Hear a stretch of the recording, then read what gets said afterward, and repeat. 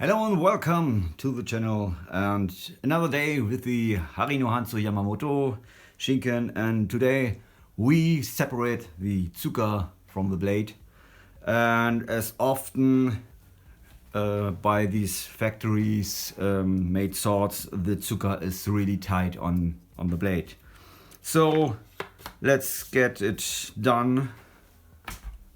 Try to get the Menuki out.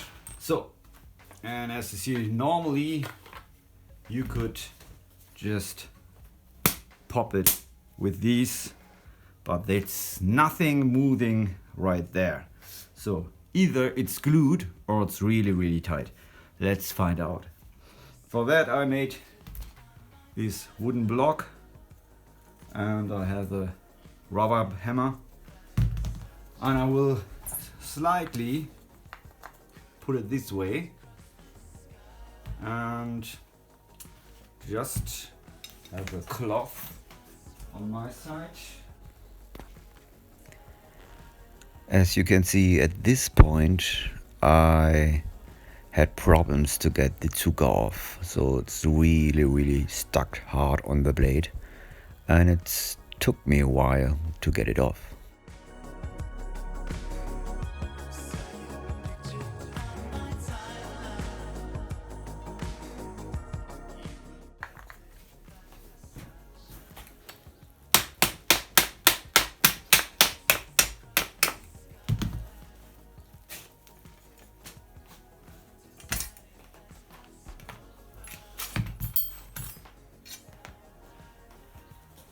So there we have it.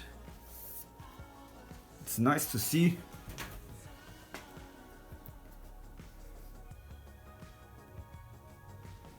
Focus. So.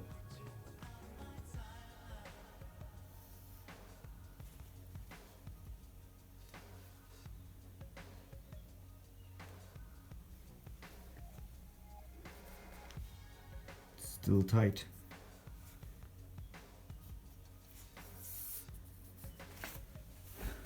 So therefore the blade will keep away, and we working now with the Tsuka to shorten it up to get the right thickness. And we have leftovers as expected from the glue. You can see it here, maybe here, and there, inside. So the Same, right. So that's the first step. And next step comes up. So on the next step I will try to shorten, or to get the point of shorten of the cut of the Tsuka, and so I line the holes together roughly, and we see that the end of the metal rod handle here comes to that knot, actually to the 1, 2, 3, 4th knot from the kashigiri side. So I am maybe cutting there from the 3rd edge of the knot, something here.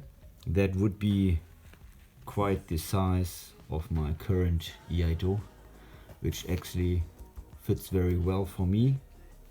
And this is it doesn't seem to be very long, so this 2 centimeters, 2.5 centimeters. Maybe it's not that length you actually think, but in the handling, everybody is different. For me, it's very disturbing to get these in the way, so I just fitting to my custom length for my normal Iaito, and then maybe we will see what it's all about, this sword. So next step, I just move to my desk, and here we try to unwrap it and see what's underneath it. So let's take it, just take it out, go to the nut side, and normally we have this thing under that. If it's not glued, that's another question. Just try to get it opened. Oh, it comes off. There it is. So traditionally this end would be on the other side. So let's just, it's very loose actually, as is before I try to take it away. Just let me here. These diamonds or these nuts are very loose. This is okay. This I've used the sword now, but if you see my videos from the premiere of this sword, it actually was not that very tight. So we want to change that in the aftermath of the cutting of the Tsuka to rewrap this thing. So do we see here? Luckily some glue here in the last. Come on, focus. Yes. Here, some glue inside. It's not see actually. It's quite oval. If you see here, normally it's just a little bit thinner. So the whole Tsuka is for me at the end a little bit too thick. So I just have to smoothen it out afterwards. But let's see. So going forward.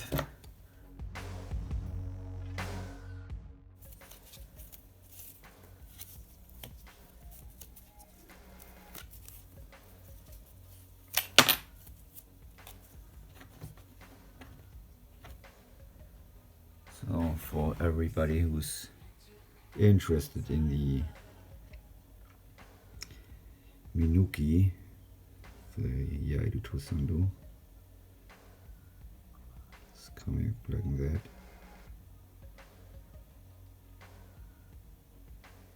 It's a nice Menuki. It's not that bad, but it's too long for me. Maybe I just exchange with smaller ones that actually fit more in my palm. We will see. We will see. All materials you can actually do it on one weekend, but I'm just too busy with normal work, so this is just spare time projects. And oh, what we have here, we see it's not actually a big one, it's just they cut it in half. So this is quite embarrassing. Yeah, let's see what's more to unveil here.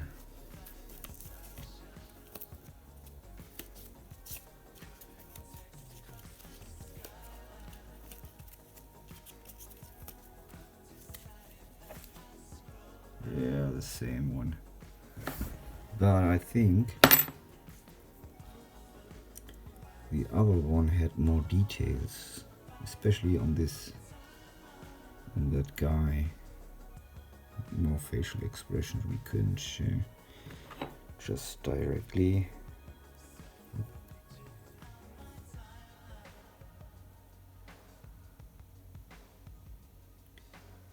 Maybe you can see it not. But that's it. Okay. So, all the other ways, just like holes on there, right?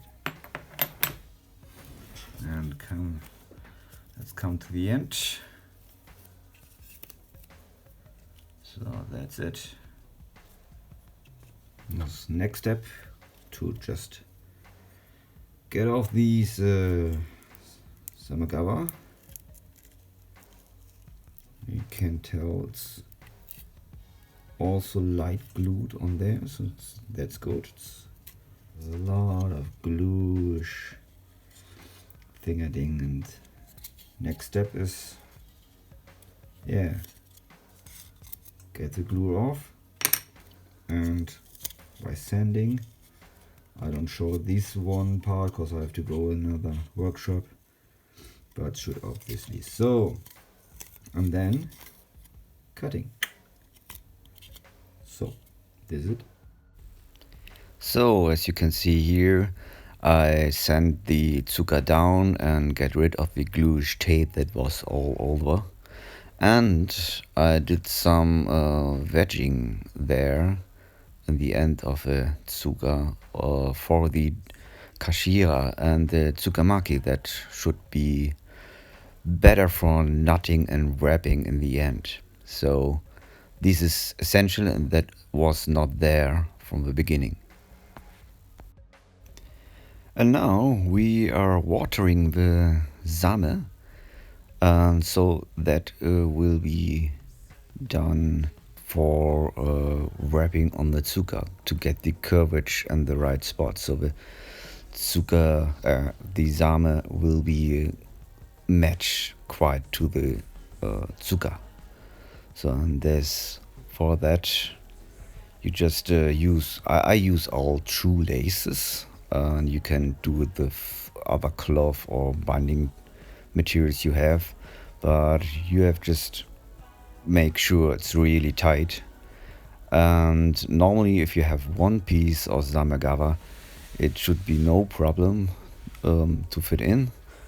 I had to improvise with the cutted Samegawa from the factory, so Samegawa is actually very expensive, so just use that one. So if you're going to find original Samegawa, I think this one is actually real.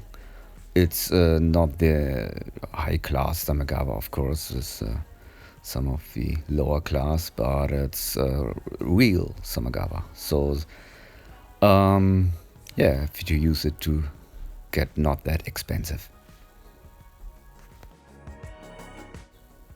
And now we take it off after a drying phase from minimal 2 days. And then you have the Samegawa take the shape of a Tsuka.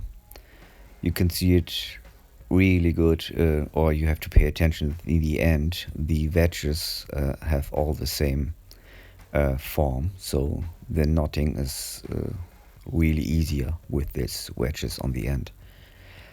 And now we dye this black. I just decided to make black Samegawa.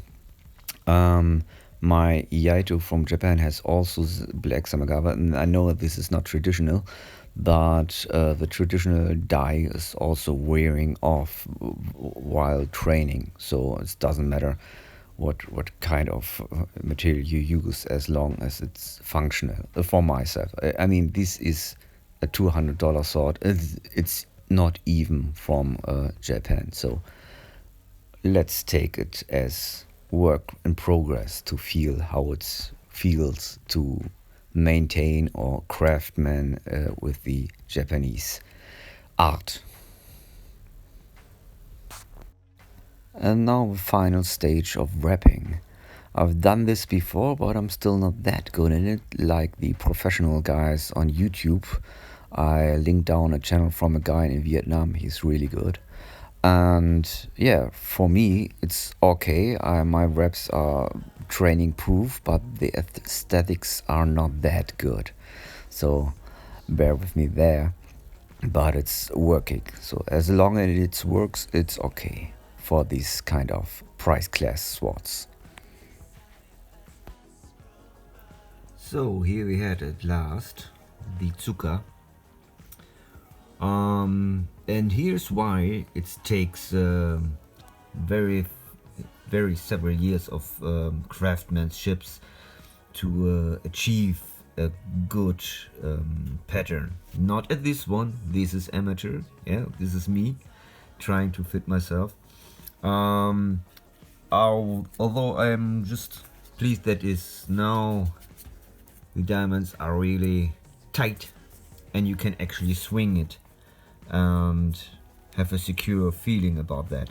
The form, the geometry of the diamonds is more or less equal. It's just you have to train it very few years to get perfect. But for me it's okay. I mean, let's be honest, it's a €170 sword. There is no way that there comes quality with it.